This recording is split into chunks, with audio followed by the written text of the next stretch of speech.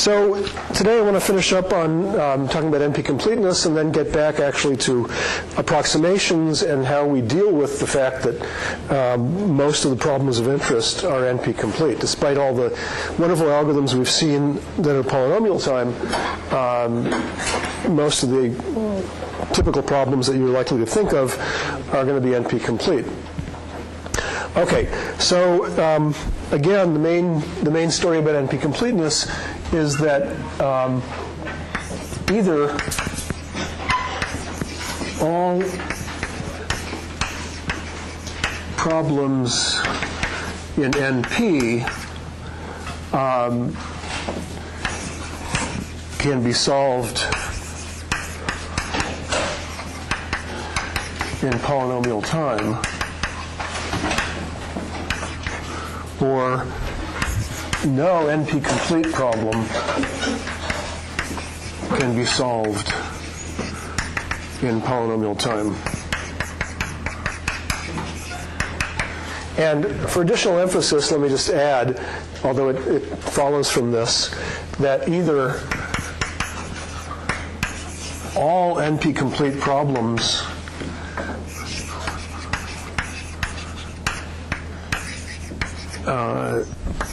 can be solved in polynomial time, or none can. And furthermore, by the mechanism of reduction, essentially when you try to show an NP-complete problem has a polynomial time solution, you're effectively trying to solve all the different NP-complete problems. And so whatever thinking that you use to try to solve that problem, and if you fail, that contributes to the belief that there are no solutions, no polynomial time solutions to NP-complete problems. But it's still just a belief. And I mentioned last time that about 3 months ago, actually I think it was in August, there was proposed proof that P is not equal to NP, and that generated a lot of conversation. And I looked yesterday at some of that on a blog that I mentioned that was kept by Richard Lipton, and looked through some of the comments. And there are some people who still hold out some hope that P is equal to NP. So it's not, absolutely everybody believes that P is not equal to NP. But anyway, this is the status of what we know. Also, that if you look at Wikipedia on the P versus NP question, it has a nice link to a page that lists a variety of presumably failed claims that P equals NP. So if you want to follow up some of those, you're welcome to do that too. And also, the Wikipedia article has a nice link to a page that lists 3,000 or 4,000 known NP-complete problems. But that's very old, actually. That list actually was put together in the 1970s. And 3,000 is certainly not the right number for the known NP-complete problems. It's much, much larger than that. Okay. So we have that. And again, what's the mechanism of reduction? When you want to prove a new problem or a new language,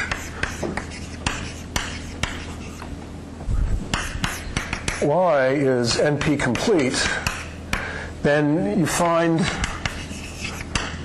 a known problem, a known NP-complete problem,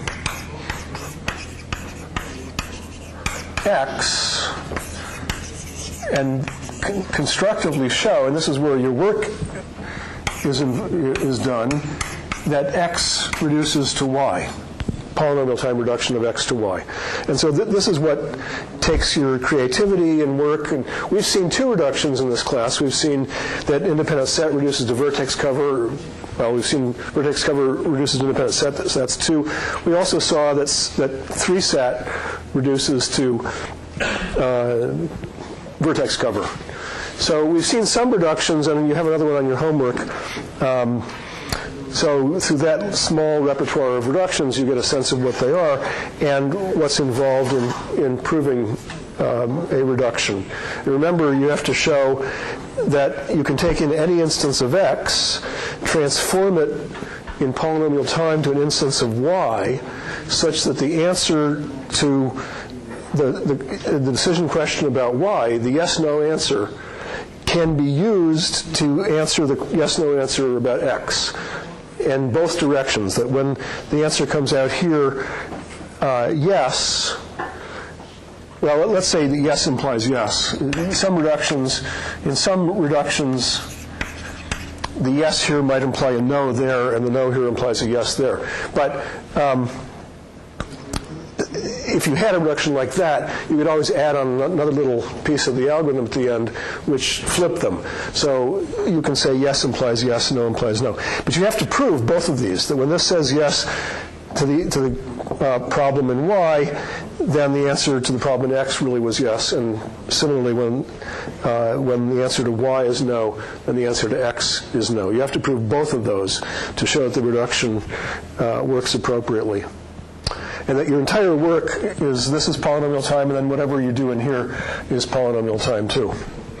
All right, so that's the work of doing these reductions. And I mentioned very quickly last time, that many people confuse these. I've even seen this in professional papers. They didn't get to the point of being published, where professional theoretical computer scientists confused those and did the reduction the wrong way.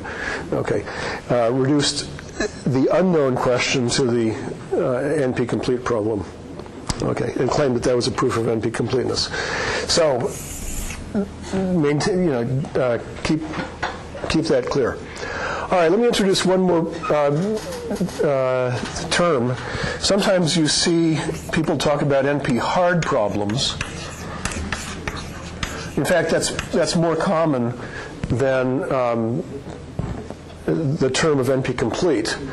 And NP-hard is, it just means that the second part of the definition of NP-completeness is maintained, not the first one. So if you remember the definition of NP-complete, so y is NP-complete means that, first of all, y is an NP, and secondly, that for any x in NP, x reduces in polynomial time to y. Okay, well, if you just ignore the first one, then this is a definition of what it means to be NP-hard. So any problem in NP reduces to y, which means that y can always be used as a solver. It reduces in polynomial time to y. So y can be used as a solver for any problem in NP. And if y had a polynomial time solution, then every problem in NP would have a polynomial time solution. So there are many problems around here that have that feature, but yet they're not in NP themselves. Okay, because they're not the right form. For example, NP is the set. It requires that problems in NP have to be decision problems. They have to have a yes or no answer. Okay, but you can imagine. Let's take independent set. Suppose you have an algorithm that can always find the largest independent set, right? So that problem is not in NP. I mean, the problem of taking in a graph without a target and finding a largest independent set, that's not a problem in NP because it doesn't have a yes or no answer. It comes out with a number, right? But we know that independent set with a target, the problem of an independent set given an additional target k, and the question, is there an independent set of size k, that's an NP-complete problem. So the problem of taking in a graph and finding the largest independent set, that's NP-hard because from the fact that the version with a target is NP-complete, we know that for any x contained in NP, x would reduce in polynomial time to the question that finds the largest independent set. Okay? Because if if you can answer what's the largest independent set, you can always answer the question of, is there an independent set of size some specific target? Okay? So there are NP-hard problems as well, and that's a more common terminology than NP-complete. Okay, any questions about NP and NP-completeness, etc.? Okay, here's a pop quiz question.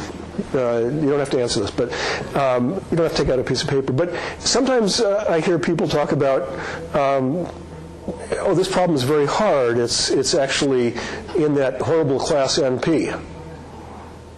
Is that a sensible statement?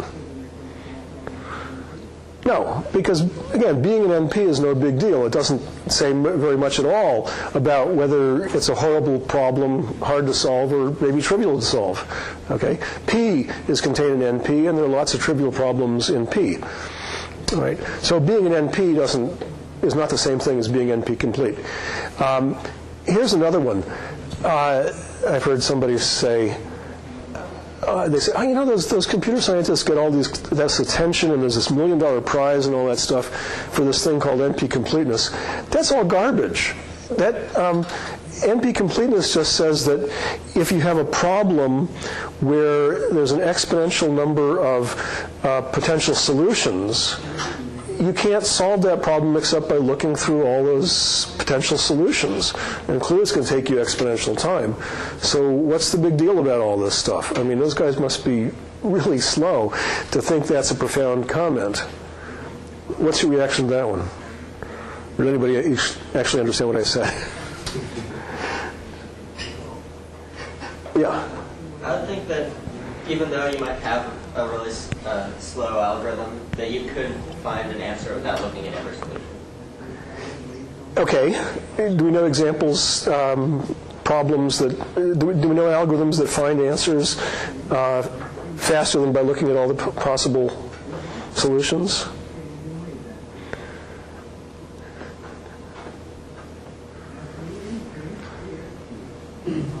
I see a nodding head. Which way is it nodding? Yes? No? Indian yes? That's bad. No? Yeah. Yeah. Which what? Yeah, pretty much every problem, well, maybe all problems we've seen that have polynomial time solutions in this class also have an exponential-sized set of possible solutions. If you think of the problem of, well, sorting n numbers, okay? That rate in n log n time, a nice polynomial. How many possible solutions are there? Well, n factorial. N factorial is a huge, it's faster than exponential in some views. It's a very fast growing function. But to sort n numbers doesn't necessarily mean you have to look through all permutations to find the one that's in sorted order. Or minimum spanning tree, or shortest path. I mean, think of all the different paths there are. And our shortest path algorithm found, well, the shortest one in polynomial time. It didn't have to look through them all. So the mere fact that a problem has an exponential number of potential solutions, that does not necessarily imply that all algorithms have got to look through all those solutions. Okay? So the people who think that this whole theory about you can't have a fast algorithm if it's NP-complete is just saying that those problems have an exponential number of potential solutions. They just aren't getting it. They're not getting what the issue is at all. Okay. So that's probably the end of my comments about NP-completeness.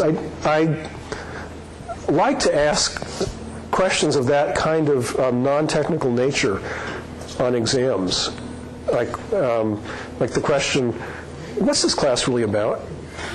You know, after you've had 10 weeks, you know, you should be able to say something other than just a repetition of what's on the syllabus. You know, some synthesis of what this class really has been about, and you know, what's the point of it? Okay. Yeah, I've learned over time people find those very, very intimidating questions, but I still think they're good ones. You know, at the end of the class, you should be able to say what it was about other than just, the details of the class. And similarly, about any topic, NP-completeness is a good one where you should see the big picture, not just the details. Okay, so given that we're living in a world with NP-complete problems, what do we do about them? So I said when I mentioned this earlier, because we did this a little bit out of sequence, we looked at some approximation algorithms before we talked about NP-completeness, and now it should be clear, hopefully, why we're looking at approximation algorithms, because those problems, approximation algorithms for problems are motivated by the fact that those problems are NP-complete. Okay, or NP-hard, so we don't have polynomial time algorithms for those problems.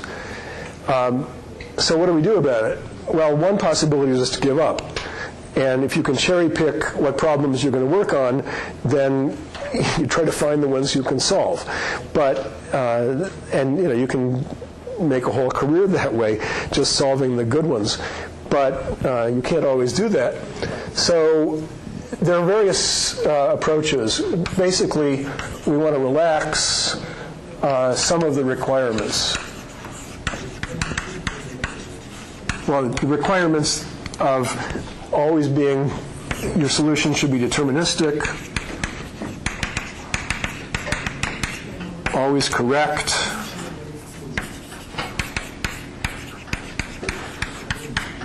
and fast in a worst case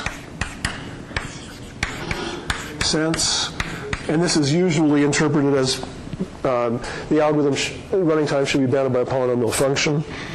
And the fourth one is we want a proof.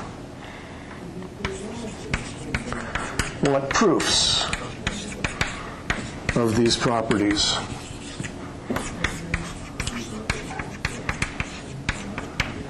Okay.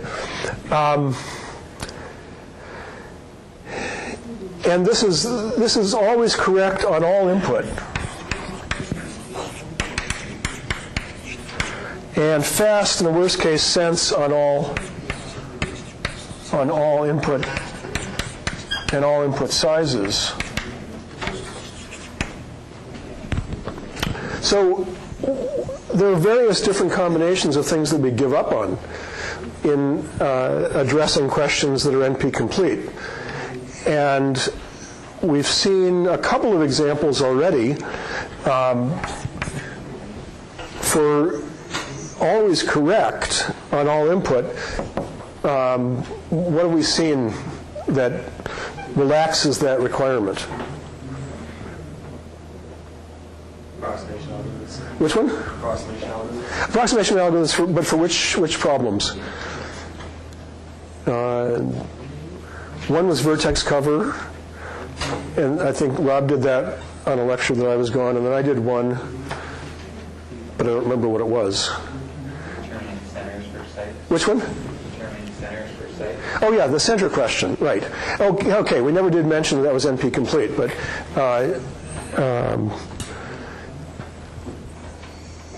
yeah, I guess we could make that a decision question by saying we pick a radius R, and is there a set of K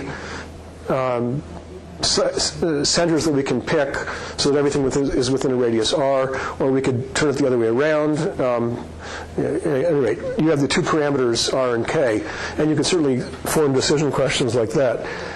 Now, that's certainly an NP, because if somebody could, a proposed solution is just a set of sites or a set of locations, and you can just check it.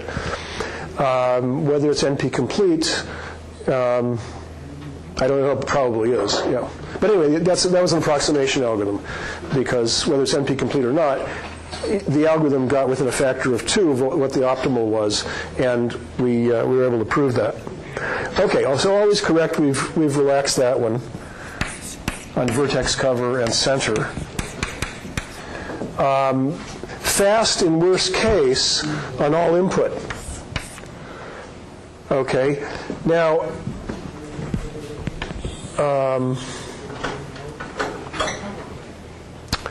we have relaxed that one in a sense. Can anybody suggest a problem that we've seen in this class that relaxed that for an NP-complete problem? Okay, well, we've seen or mentioned that an independent set is NP-complete. The independent set question, independent set in a graph is NP-complete. So if you're given an arbitrary graph and a target K, and you want to know, is there an independent set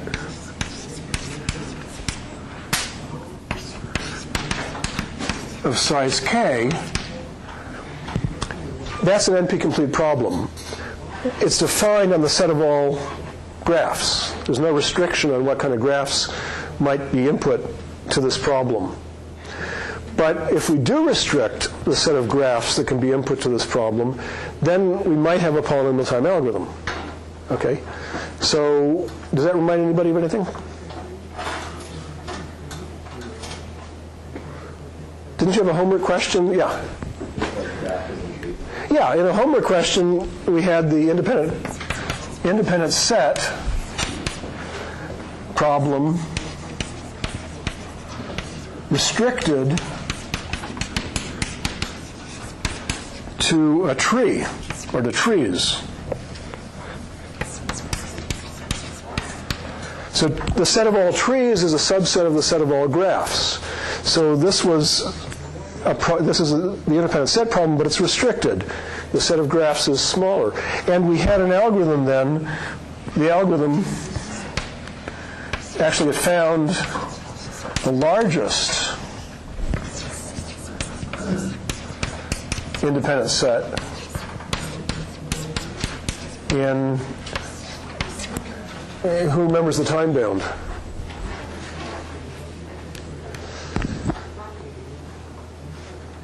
Tal, you remember the time bound? N. It was small, certainly polynomial. I don't know whether it was N or, anyway. Order the number of edges. Maybe let's bump it up to the order of the number of edges to be safe. Yeah. Well, but in a tree, the number of edges and the number of nodes are only different by one. But all right. Yeah, it was basically linear time, or certainly polynomial. And so this is an NP-complete problem in general when it's applied to the set of all possible input. But when you restrict the input to some special cases, then you have a nice solution. So we do that. We try to find all various special cases that we can solve, and particularly if some of those special cases are of practical importance, then you focus on that as well. Then the question of size, okay? So NP-completeness, if you believe that P is not equal to NP, means that we won't have a polynomial time algorithm to solve that. So the algorithms that we know of for the NP-complete problems are exponential, okay? But they're different exponentials, right? So if you have an algorithm that whose running time, let's say, is theta 2 to the n, let's say the problem has input size n, and one algorithm has that behavior, and another algorithm has n factorial behavior. N factorial is much bigger than 2 to the n, okay? Well, except maybe for some trivial sized, yeah, for n equals 1, n factorial is actually smaller than 2 to the n, okay? But, and for n equals 2, they're the same. But beyond that, let's see, 2 to the third is 8, and 3 factorial is, just still 6. Okay, but anyway, eventually, and fairly quickly, n factorial gets to be much bigger than 2 to the n, all right? So this is exponential, or even you might call it super exponential if you want. But, and so neither of these algorithms is going to be able to solve really huge sized instances. They're both going to take too much time fairly quickly. But this one is going to run out of steam much faster than this one. Okay? So if you're dealing with some practical data sets, some data sets that you actually have in hand, not just in theory, not just in general, it's possible that an algorithm that has this running time is still going to be practical, whereas this won't be.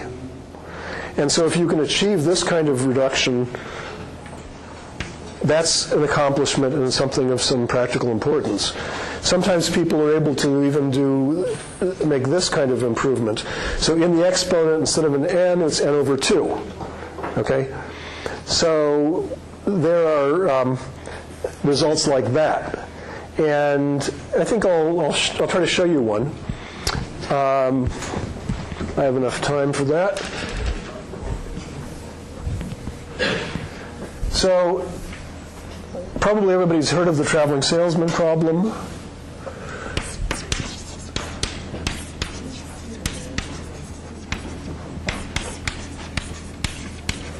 So you're given a graph, and there are distances, 5, 7, 16, 42, 8, whatever.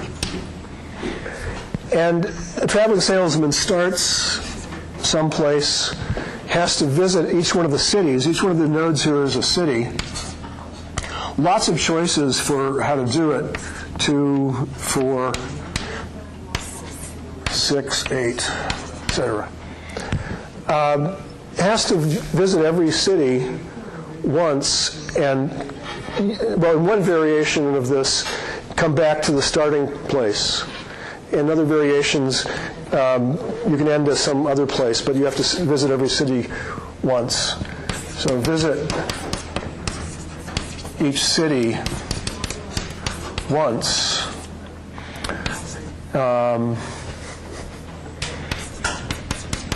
With the shortest path.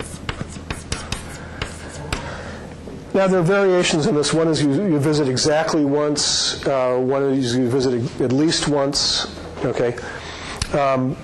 Let's just say let's take the variation of this where you visit exactly once. So you have to try to figure out what's the route that goes through here.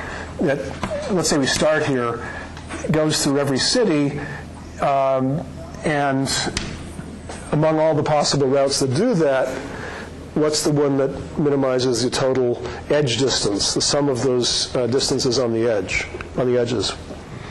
Okay? So that's the traveling salesman problem, and it's an NP-hard problem. It's one of some importance because it's naturally expressive. A lot of practical problems are easily expressed as traveling salesman type problems.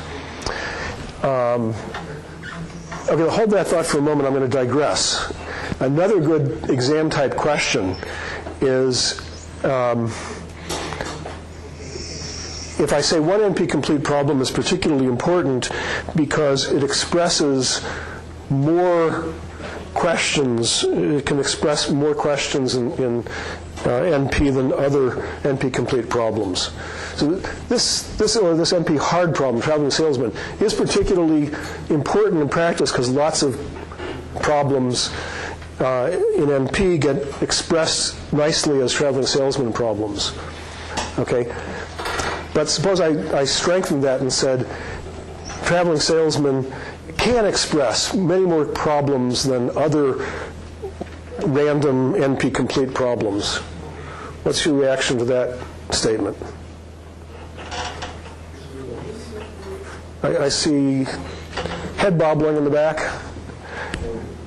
All NP-complete problems can be reduced to Yeah, every NP-complete problem, every problem in NP can be reduced in polynomial time to any NP-complete problem or any NP-hard problem. So they all have the same expressive power in that sense. But the reductions aren't always as nice. So traveling salesman seems to be a particularly expressive one for lots of kinds of problems of interest. At any rate, so from a practical standpoint, it's a more important problem, but from a theoretical standpoint, it's no more expressive than any other NP-hard problem. All right, so we've got traveling salesman. how can you solve it? What's an algorithm you might think of to solve this? You've got the 5-minute problem. You have 5 minutes to write, space aliens come down, and you have 5 minutes to write a program to solve this problem. It doesn't have to execute in time to do anything of value, but you've got to be able to write it in 5 minutes. What's the algorithm you're going to write?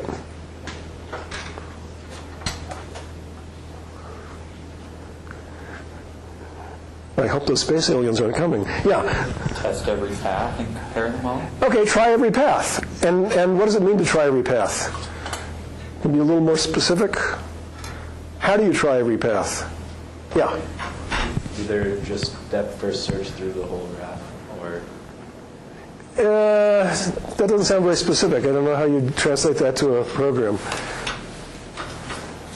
Well, to their neighbors. What? Recurse at every node, go to their neighbors. I see your hands move, but I can't hear your... Sorry. Terrible acoustics in this room.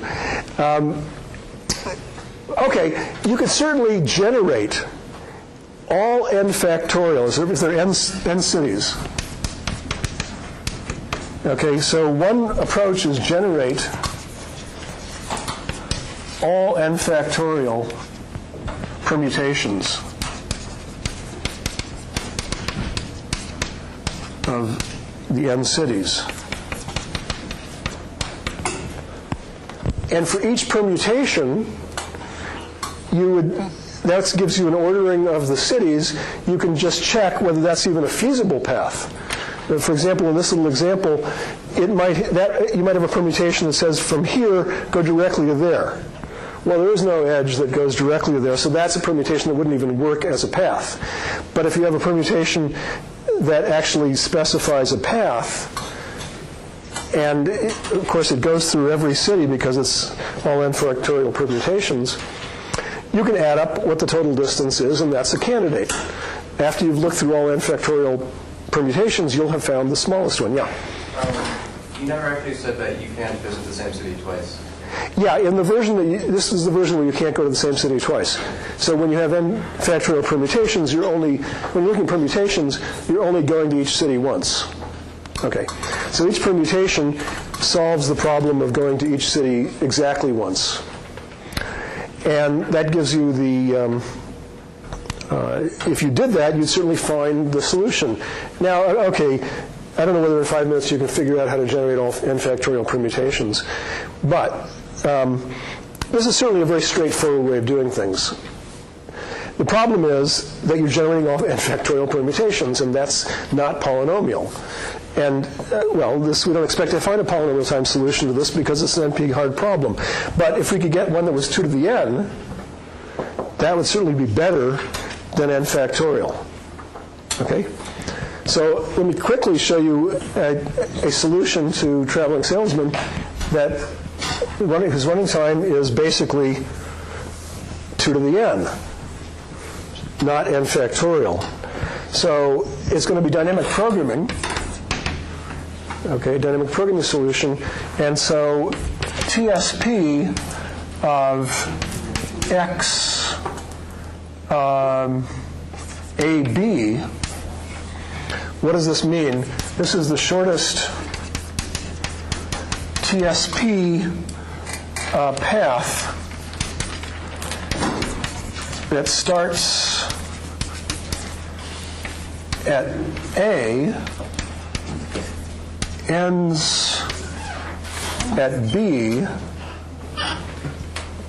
and visits nodes X, which are a subset of the set of all nodes. So that's what that notation means. And in all dynamic programming, we start out with some notation that we're then going to be able to write a recurrence for. And what's the recurrence for this? Well, you think of it this way. Here's X. We're starting at A. We're ending at B. And, yeah, A, B, they're not in X. We could make it so that they are, but at any rate. So this is the problem. You want to start at A, end at B, and go through all of the nodes in X. Okay? Well, you can think of it this way. From A, what's the first node you're going to visit in X? Okay? Well, obviously it's node C, right? Okay. We don't know, but we have a name for it. So TSP XAB is equal to the min. It's the best thing you can do, picking some node C, it's too big, some node C in X of what? It's going to be the distance of the edge from A to C, and there may not be an edge, in which case you think of that as infinity. Plus, if you go from here to C, then it's TSP X minus C, C to B. Everybody see the logic of that? Oh, it's just saying, well, I want to go from A to B and I want to visit everything in X. There's going to be some node in X, which is my first node in X that I visit. I'm going from A there. So we take whatever that distance is of that edge, that's little d AC, and then from C, we have to go through everything in X minus C, and we're going from C to B. Okay? Now the point is that this is a smaller set than X is. So this is the recursion, and in the computation of the dynamic program, we're going to evaluate these recurrences in order of the size of this set. So when this set, for example, is empty, we certainly know what the shortest path that goes through everything in X is from A to B. It's either infinity, because there's no edge from A to B, or it's whatever that edge is from A to B. Or if X is a singleton, then we certainly know what that path length is from A to B. And so if we evaluate these subsets in order of their size, the empty one first, and then sets of size 1, then sets of size 2, and so on, we'll get up eventually to where we have TSP. Eventually we'll have computed TSP of all vertices going from A to B and all combinations of A to B. And then you can, if you have the variant where you fixed the starting point and ending point, then there's your answer. If you take the variant where you only fix the starting point, then the best over all the ending points is your answer, and so on. Okay? So this is a dynamic program solution that solves TSP. And what's the running time of this? Well, the number of subsets, it's dominated by the number of subsets. If you have n vertices, how many subsets are there? How many subsets of n things are there? 2 to the n. Okay? So, and for each pair of pair of vertices, this is constant time. So really, this solution has running time n squared, because we're looking at pairs of vertices, and then 2 to the n. Okay, so that's the running time of this dynamic program, which is much better than n factorial. So that's some things you can do. And the whole world of what you can do to minimize the impact of NP-completeness is very rich, and there are lots of different combinations. I haven't said anything about randomized methods that address NP-completeness. And there are all kinds of ways in which people relax correctness, etc. But this is a good general overview at this level of the class.